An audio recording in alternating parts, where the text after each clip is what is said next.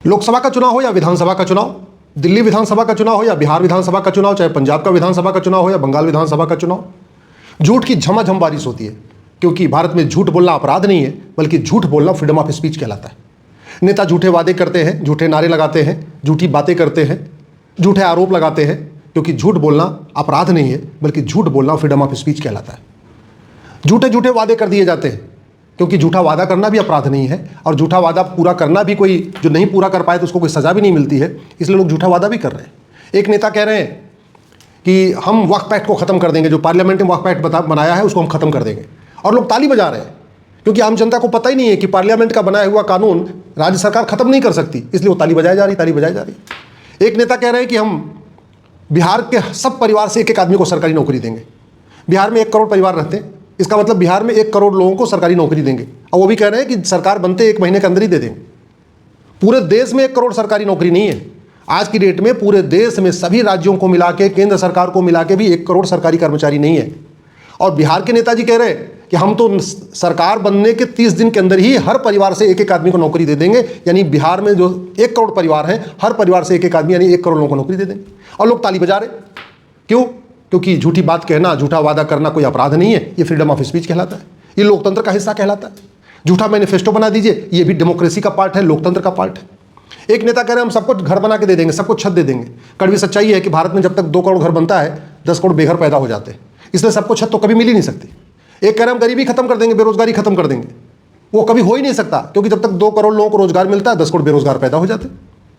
तो सब झूठ कहते नहीं, झूठी लाई झूठा चबैना, झूठी बातें, झूठे इरादे, झूठे वादे, सब कुछ चल रहा है। क्योंकि भारतीय न्याय संहिता में झूठ बोलना अपराध नहीं है, और न झूठ पकड़ने के लिए भारत में नार्को पॉलीग्राफ ब्रेन मैपिंग कानून है। ऑस्ट्रेलिया में, अमेरिका में, दुनिया के कई देशों में, सिंगापुर में झूठ बोलना जघन्य अपराध है, 10 से 20 साल सजा होती है, और झूठ पकड़ने के लिए नार्को पॉलीग्राफ ब्रेन मैपिंग कानून भी बना हुआ है। पिछले 75 वर्षों से इलेक्शन रिफॉर्म के ऊपर इतनी चर्चा हुई। सुप्रीम कोर्ट ने कहा इलेक्शन रिफॉर्म करो, बहुत सारे फॉर्मर चीफ इलेक्शन कमीशन ने कहा इलेक्शन रिफॉर्म करो, बहुत सारी कमेटीज ने कहा इलेक्शन रिफॉर्म करो, पार्लियामेंट्री स्टैंडिंग कमेटी ने कहा इलेक्शन रिफॉर्म करो, लॉ कमीशन ने कहा इलेक्शन रिफॉर्म करो, बहुत सारी रिपोर्टें भी बन गई। गोस्वामी कमेटी रिपोर्ट बनी, लॉ कमीशन की रिपोर्ट बनी, कृष्णमूर्ति कमेटी की रिपोर्ट बनी, दुनिया भर की रिपोर्टें बनी, सारी रिपोर्टें धूल फाँक रही हैं। अब तक जितनी रिपोर्टें बनी है, वेंकटचलिया कमीशन की रिपोर्ट बनी थी, सब धूल फाँक रही हैं।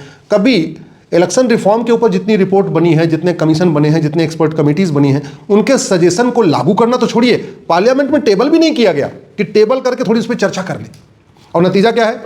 ये 1950 और 51 में जो रिप्रेजेंटेशन ऑफ पीपल एक्ट बना था, ये आज भी चल रहा है, आज भी चल रहा है। सब झूठे झूठे चल रहे।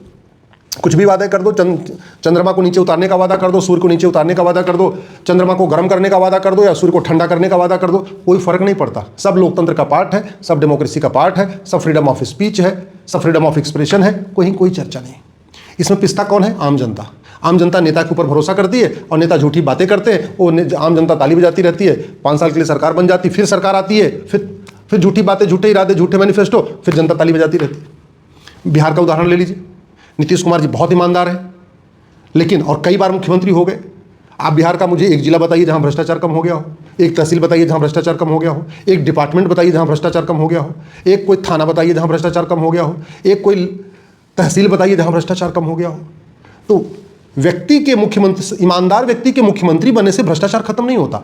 भ्रष्टाचार खत्म होता है जब सिस्टम बदलता है, कानून बदलता है, व्यवस्था बदलती है, नियम बदलता है। बिहार में क्राइम वही चल रहा है, चोरी वही, झपटमारी वही, लूट वही, डकैती वही, घूसखोरी उतनी चल रही है, कमीशनखोरी वैसे ही चल रही है, जमाखोरी वैसे ही चल रही है, मिलावटखोरी ऐसे चल रही है, कालाबाजारी ऐसे चल रही है, नशा तस्करी, मानव तस्करी एज इट इज चल रही है, घुसपैठिए आज भी आ रहे हैं, फर्जी आधार बनवा रहे हैं, फर्जी राशन कार्ड बनवा रहे हैं, फर्जी ड्राइविंग लाइसेंस बनवा रहे हैं, फर्जी बर्थ सर्टिफिकेट बनवा रहे हैं, फर्जी वोटर ID बना रहे हैं, सब कुछ हो रहा है। बदला क्या? जबकि नीतीश कुमार जी बहुत ईमानदार मुख्यमंत्री हैं। वो ईमानदार हैं, लेकिन चूंकि कानून घटिया है, पुलिस व्यवस्था वही गुलामी वाली, प्रशासनिक व्यवस्था वही गुलामी वाली, न्यायिक व्यवस्था वही गुलामी वाली, झूठ गंभीर अपराध नहीं है, झूठी जांच गंभीर अपराध नहीं है, झूठी गवाही गंभीर अपराध नहीं है, तो एज इट इज सब कुछ चल रहा है। मैं पहले भी कई कर चुका हूं, आज भी रिक्वेस्ट कर रहा हूं, इलेक्शन रिफॉर्म करना ही पड़ेगा। जब तक इलेक्शन रिफॉर्म नहीं होगा, तब तक गुंडे, बदमाश, मवाली, तस्कर, माफिया ये पार्षद भी बनेंगे, प्रधान भी बनेंगे, विधायक भी बनेंगे, सांसद भी बनेंगे।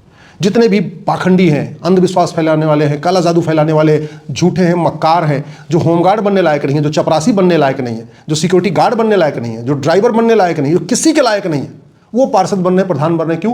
क्योंकि झूठ, भारत में झूठ बोलना, झूठी बात करना, झूठी आरोप लगाना, झूठी गवाही देना कोई अपराध, कोई बात अपराध नहीं है। उस फायदा उठाया जा रहा है घटिया कानून का।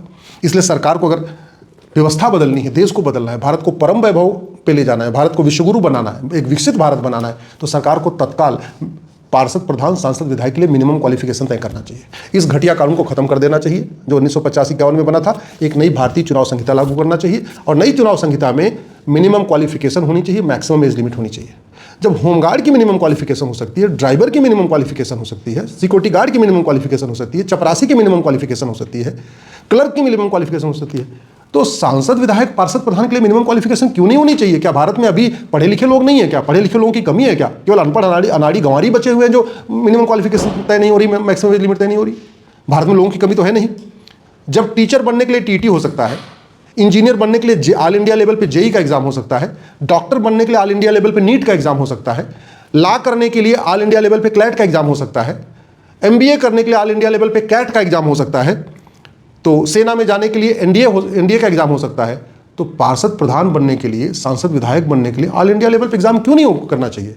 क्यों अनपढ़ अनाड़ी गंवार ही पार्षद, प्रधान बने? क्यों अनपढ़ अनाड़ी गंवार ही सांसद, विधायक बने, जिनको कुछ नहीं पता, ना नियम पता, ना कानून पता, कुछ नहीं पता, संविधान की एबीसीडी नहीं पता, कॉन्स्टिट्यूशन की स्पेलिंग नहीं पता, फंडामेंटल राइट क्या है, डायरेक्टिव प्रिंसिपल कुछ नहीं पता, संविधान में क्या लिखा है कुछ नहीं पता, फिर वो संविधान की शपथ लेके संविधान के लागू कैसे करेंगे? पार्षद, प्रधान को इतना बजट बनाना होता है, अगर उनको कैलकुलेशन ही नहीं पता तो वो कैसे पार्षद अच्छा काम करेंगे, कैसे विधायक अच्छा काम करेंगे? फिर तो कहेंगे नहीं पार्षद पति, विधायक पति, मतलब कुल मिला के ये सब चलता रहेगा अगर अनपढ़ अनाड़ी गंवार ही पार्षद, प्रधान बनते रहेंगे। इसलिए मैं कह रहा हूं इस कानून को बदलने की जरूरत है। लोग राजनीति में इसलिए आ रहे हैं कि राजनीति सबसे ज़्यादा फायदेमंद धंधा है, शेयर मार्केट से भी ज़्यादा फायदा हो रहा है। ऐसे बहुत सारे लोग जो चुनाव लड़ने के पहले साइकिल से चलते रहते हैं, वो चुनाव जीतने के 1 साल के अंदर ही उनके पास बुलेट आ जाती है, बोलेरो आ जाती है, स्कॉर्पियो आ जाती है, पजेरो आ जाती है। और ये सांसद, विधायक की बात नहीं कर रहा हूं, मैं पार्षद, प्रधान की बात कर रहा हूं। दिल्ली के पार्षद प्रधान को भी मैं जानता हूं, बेंगलोर के पार्षद प्रधान को भी जानता हूं, तमिलनाडु के भी पार्षद प्रधानों को जानता हूं, मुंबई के पार्षद प्रधानों को जानता हूं, चेन्नई के पार्षद प्रधान हैं। चुनाव जीतने के बाद ही पता नहीं ऐसा क्या लॉटरी लग जाती है कि बोलेरो भी आ रही है, स्कॉर्पियो भी आ रही है, फ्लैट भी खरीद रहे हैं, जमीन भी खरीद रहे हैं, सब कुछ होता रहा है। क्योंकि हमारा कानून घटिया है, हमारी न्यायिक व्यवस्था सड़ी हुई है। व्यवस्था जब तक नहीं बदलेगी, भ्रष्टाचार कम नहीं होगा। भ्रष्टाचार कम नहीं होगा तो गुंडे, बदमाश, मवाली, गंदे लोग राजनीति में आते रहेंगे, और गंदे लोग जब आएंगे तो अच्छे लोग वहां पे टिक नहीं पाएंगे। इसलिए समय आ चुका है पॉलिटिकल पार्टियों का डोनेशन 100% कैशलेस हो।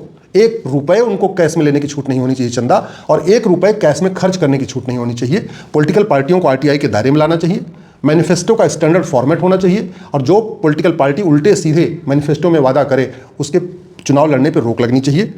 पूरे देश में 1 नेशन 1 वोटर लिस्ट होनी चाहिए। पोस्ट ऑफिस को वोटर आईडी बनाने का नोडल सेंटर डिक्लेयर कर देना चाहिए। टोटलाइजर का यूज करना चाहिए, और अपराधियों के चुनाव लड़ने, पार्टी बनाने, पार्टी पदाधिकारी बनने पे आजीवन प्रतिबंध होना चाहिए। अभी चुनाव लड़ने पे अपराधी, जो सजा याफ्ता लोग हैं, लालू टाइप के लोग, उनके चुनाव लड़ने पे 6 साल का बैन है, लेकिन पार्टी बनाने और पार्टी अध्यक्ष बनने, पार्टी पदाधिकारी बनने पर कोई रोक नहीं है। इसलिए लालू सजा याफ्ता है, चुनाव नहीं लड़ सकते, फिर भी पार्टी अध्यक्ष बने हुए।